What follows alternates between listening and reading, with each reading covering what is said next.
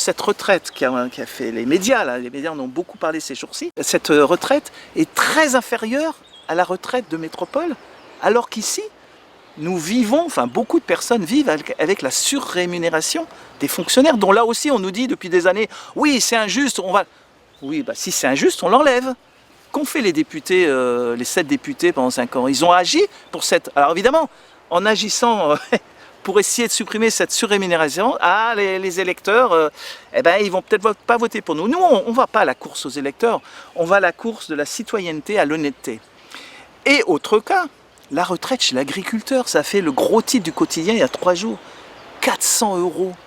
Mais l'agriculture, c'est quoi? C'est la nourriture de demain. C'est de ça dont on va avoir besoin avec les circuits courts. Et que si on attend tout de métropole pour faire nous livrer des oranges, je ne sais pas où, c'est l'agriculteur. 400 €. Comment voulez-vous que le fils de l'agriculteur reprenne son exploitation? Donc voilà, c'est tout un ensemble.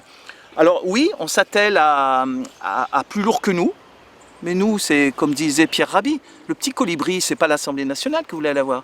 Le petit colibri actuellement, c'est Martine Vonner, c'est Jean Lassalle et c'est monsieur Antoine Wechter. Et nous sommes tous des petits colibris. Nous, personnellement, nous sommes rien, nous sommes à la recherche d'aucun pouvoir.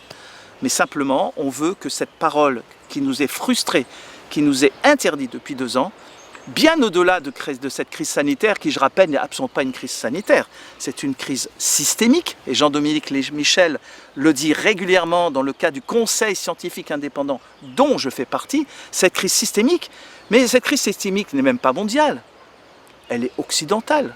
Et merci l'Afrique. Merci l'Afrique qui n'a pas eu cette... Il aurait été prévu normalement d'une extinction quasiment des Africains devant une pathologie qui, semble-t-il, aurait dû tuer tout le monde. Et maintenant, qui c'est qui résiste?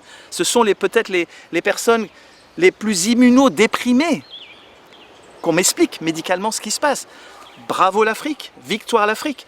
Et bientôt, avec toutes ces urgences qui s'arrêtent, après Bordeaux, ça sera Saint-Denis-de-la-Réunion, Saint-Pierre-de-la-Réunion, on va faire, comme il y a 40 ans, 50 ans, les Réunionnais iront peut-être se faire soigner à Madagascar.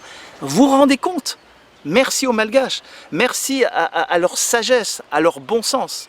Et voilà, donc bien évidemment, nous avons un programme que nous n'allons pas divulguer.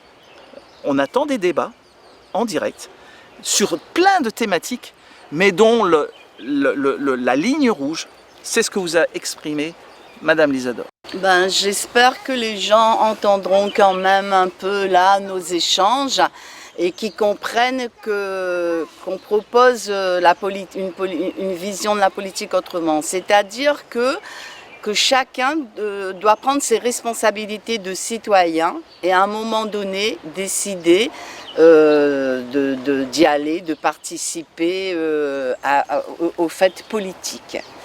Parce que c'est trop facile de lire des gens et après de dire on n'est pas content et de ne pas réfléchir à tout ce qui se passe et de se boucher les yeux, le nez. Parce qu'aujourd'hui, il y a beaucoup de gens qui sont dans le déni de la situation Covid par exemple et qui ne veulent plus entendre parce qu'ils souffrent, ils sont en souffrance. Donc moi j'aimerais par exemple, ce qui me touche aussi, c'est qu'à La Réunion, ben, les gens sont très pauvres.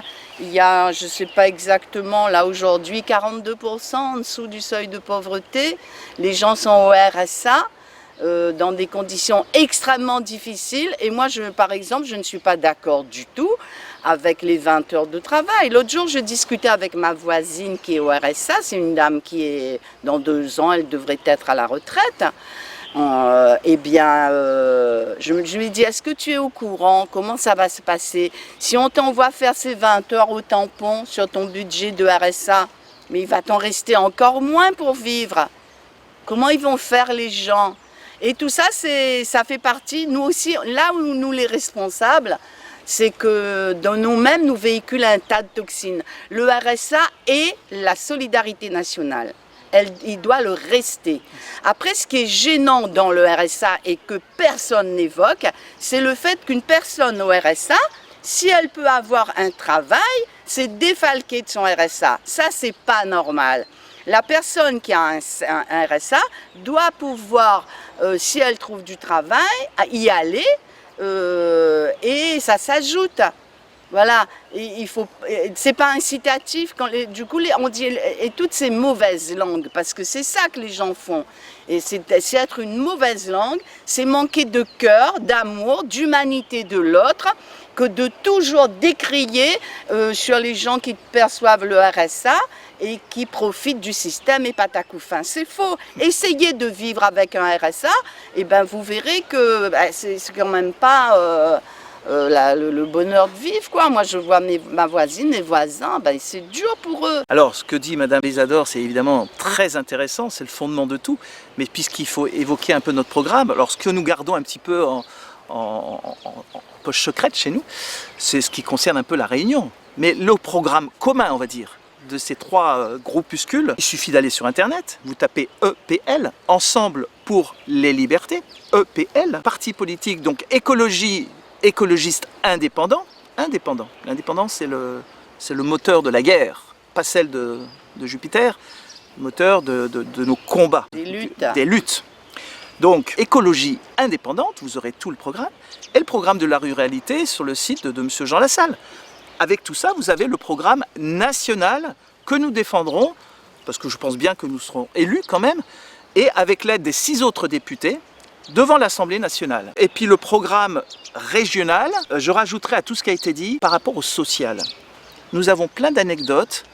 On donne des appartements pour les gens qui bénéficient de certaines mesures sociales. Mais s'il vous plaît, monsieur les constructeurs, faites des appartements qui ne prennent pas l'eau au premier cyclone, alors qu'ils sont neufs. On nous rapporte tous les jours que ces gens-là, c'est pas parce qu'ils n'ont pas les moyens de vivre ou de survivre qu'ils ont droit à des fuites d'eau dès l'inauguration de leur appartement. Alors que celui qui a les moyens va avoir les meilleurs constructeurs.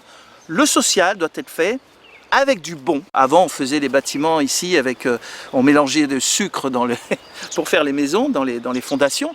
Eh ben, remettons du sucre, cette valeur de solidité, dans le bâtiment de cette nouvelle vie que l'on doit construire avec les personnes en difficulté, grâce à cette solidarité nationale des personnes qui ont eu la chance, pour X raisons, d'avoir plus de moyens que de l'autre. Moi, je suis particulièrement intéressé et impliqué, puisque en tant que médecin, et quand je vois toute cette pub qui a été faite par un salon à Saint-Denis de la Réunion, ces nouvelles technologies de bien-être, mais le bien-être, il serait temps de le faire, parce qu'on ne détruit pas quelque chose pour refaire quelque chose à la place, surtout quand on voit les financeurs de ces salons, qui sont la sécurité sociale entre autres, puisqu'il y a leur logo. Où est-ce qu'on est là? On a besoin de la sécurité sociale, d'être tracé avec leur tracing pour aller voir quelqu'un qui va faire le bien-être. Le bien-être, plein de médecins l'ont compris depuis 10, 20, 30 ans, 40 ans.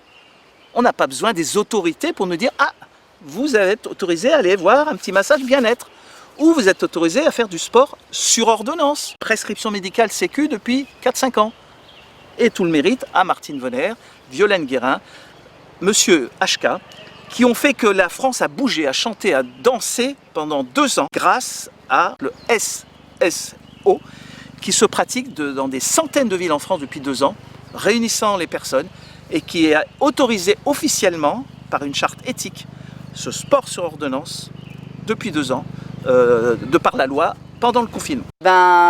Effectivement, dans ce système-là, je ne me fais pas d'illusions, mais disons que j'ai espoir que nous serons des graines qui sèmeront d'autres graines pour que les gens prennent conscience de leur pouvoir de citoyen et soient capables de se montrer aussi responsables suffisamment pour nous soutenir tous contre cette intelligence artificielle qui déshumanise le monde. Moi, je ne veux pas de ce monde-là et je vais me battre jusqu'au bout pour qu'on retrouve une humanité. Je ne sais pas quand, comment on va la retrouver, mais là, c'est aller beaucoup trop loin. Moi, j'ai pas envie que demain, on me demande encore est-ce qu'on peut regarder si tu peux aller t'acheter à bouffer. C'est quand même criminel, ces lois-là. On ne peut pas laisser passer ça. Il faut être révolté par ça. Moi, j'ai suffisamment de révolte, d'énergie, d'amour. C'est une énergie d'amour, ma révolte, que je compte bien dispenser auprès des personnes qui vont nous écouter pour ensemble, on fera ensemble pour les libertés, ensemble, quand on sera nous à l'Assemblée, eh bien ce qui va changer, c'est que nous avons des groupes de personnes qui sont avec nous depuis 2 ans. Eh bien moi, les lois qui vont passer par exemple, eh bien je concerterai un certain groupe. Par exemple sur les SSO du dimanche, ce sont des gens intelligentes, humaines, et on concertera. On ne va pas prendre nous, dire bon cette loi-là, on fait nous. Voilà, il faut penser aux gens, concerter les gens pour qu'il y ait un changement progressif. Il ne va pas se faire comme ça du jour au lendemain parce que le système est quand même dur et difficile à bouger. D'autant qu'on aura du temps, Madame Lisador, puisque nous, on aura, et j'espère bien que nous serons élus, un seul mandat, contrairement à l'immense majorité des personnes qui se présentent, oui. qui cumulent les mandats, les fonctions.